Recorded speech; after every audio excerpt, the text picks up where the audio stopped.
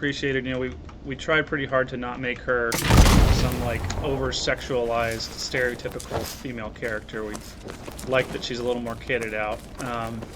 And she's wearing armor semi-realistically. As realistically as a vampire. As realistically as vampires might wear That's armor. Right.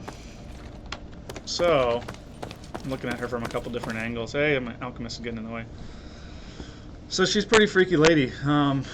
You know, they're not fully deformed yet. They get into, if you played Soul Reaver, a pretty nasty state, this clan does. But she's not quite there yet. She's decaying a little bit. You can see she's kind of held together by duct tape and glue on some Nosgothian duct tape. But, you know, she's a little messed up. So one of the things that, obviously it's not in the game yet. Right now we have it in white box. We're still fine-tuning her. But can you show off a couple of her attacks and some of the things that she can do? So she obviously melees like any good vampire should. All the standards are there. Roll-wise, she's a little bit more of a harass character. Obviously we don't want a pure ranged vampire because that would be frustrating. But she has a little bit more emphasis on attacks from distance. With her right mouse, you know, her primary attack, you know, the Reaver has a leap, the Tyrant has a charge, etc. We're going a little bit more magical with her, a little bit more range focused, but you know, those are on a cooldown, so you're not just going to be spamming this. But we really like this attack. It's called Abyssal Bolt. It's charge up this projectile. It lands, does damage over time, and builds up to an explosion. So good humans will probably get out of the way of this. But if you place it really well, it can do a ton of AoE damage on an impact. I think it'd also be good for breaking up groups that are trying to come after you. Totally, it's good area. It plays a little different than your choking hazes. And you know, we're still fiddling with numbers, so don't read too much into that. But we like the skill in general. Secondly, her Q slot. So that's the only right mouse skill we're going to show off today. She does have a couple other things in the works that aren't just a projectile. I don't know. I don't see any specific questions, so I'll move on. just some excitement. Oh god, I want to play this. I'm so gonna main this. Excellent. So her Q slot is her pet slot. I have loaded out what we call the code name is Summon Pack, which basically if you saw the blog about her, she has two types of summons, a smaller one and a larger one. This is the smaller one. You get two of them at a time. They're a little weaker, and they don't necessarily focus on one person. You target the area you want to spawn them, and then they kind of do their own thing. They're probably going to murder Mark here. You're seeing a bug, actually. They actually call the camera shake on her right now, and they're actually doing too much damage, so don't worry about the fact that they just butchered Mark. Yes. Everything, as you said earlier, everything is placeholder, and don't read into any of the numbers. They're actually a little bit too powerful right now because we had a bug where they weren't doing anything, so we didn't realize that they were horribly too strong right now. But you can see that's pretty cool. I mean, you can do a lot of things with them, right? Like, you can do damage without exposing yourself to as much risk. You can use them to absorb stuff. So one thing we're trying to balance a little bit is they're actually pretty damn good at absorbing bullets or alchemist grenades or just sort of distracting people. So something we're playing with a little bit right now is how do they show up to you? You know, they right now they have a health bar, which is a little confusing because you can't quite tell if it's a player or a summon. That's something we're iterating on, and also just how much health do they have? How much does it take to take one of these guys down? Because as a summoner, you don't want them to just, you know, explode instantaneously. But as a human, they shouldn't be this impenetrable wall of health that you have to burn through. So I can show off another skill. Let me see if I can get Mark to shoot at me. She has, her fourth skill is a shield. It's called Abyssal Barrier. And it will actually block, you can move with it, and it will block projectiles and bullets in that direction. And you can actually shield teammates with this. So what we've seen in some of the playtests is like a Reaver or a Brute following her with the shield up and then engaging as it drops. So that's pretty cool.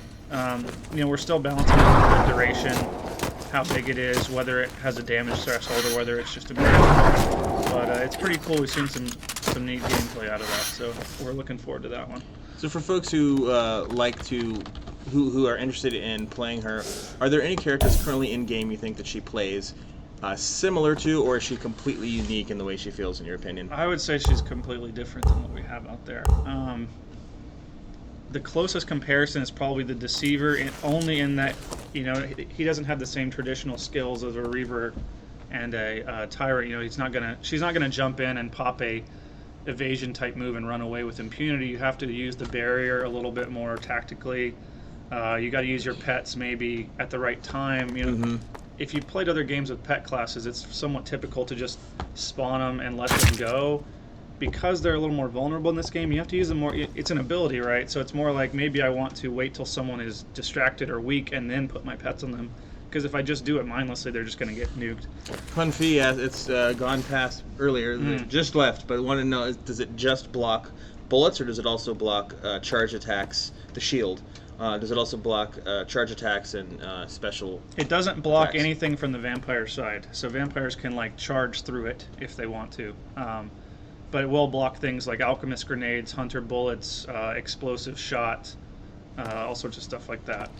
You can melee through it, so what we've seen a little bit is if you see a summoner that's low doing it, she'll get charged by a human and beat to death by their melee, so that's kind of hilarious occasionally. And another question is the bolt range. They just got in. They're just joining us. If you are just joining us, this is a sneak peek at the summoner in our little white box The bolt range isn't set up fully yet. The design is that it will explode after a certain time, so you can't chuck one.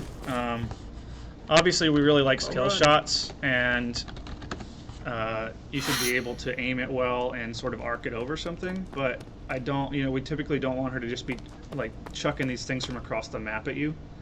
So I would think about it more like you're going to have a certain radius at which it will go before it explodes.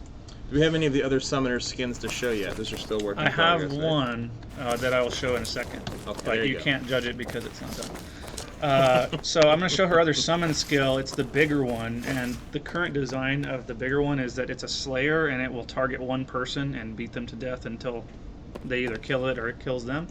It's got more health, it hits harder, but obviously it's 1 instead of 2, so it has some trade-off. So I'm going to target Mark here and summon my... Oh, I forgot. He's totally bugged. That's great. So he's not supposed to look like an angel with white. Someone broke it yesterday. Probably Morgan. You can get the gist though, right? He's bigger and stronger. He's not supposed to glow like an angel. He's pretty nasty looking, actually. What, for folks who are curious, what color will he be when... Similar color to the other pets, so sort of a go. grayish, desiccated, ghoul-looking thing. Excellent. Yeah. So that is... Oh, you wanted to show the in-progress other skin. So again, it's not done, right? I'll do that in a second. Someone wanted to see the execution. So this one is not done yet, but we can show a little bit of it. The gist, and like there's no blood effect, so it doesn't look right yet, but the gist is that both of her executions will involve her sort of manipulating their body, not telepathically, but with her powers, and then sort of ripping the blood out of them and drinking it directly. So less about throat ripping. Yeah, basically. Okay, gotcha. Less about, the throat ripping and curb stomping of the other vampires, and more about, something a little bit more magical or ethereal.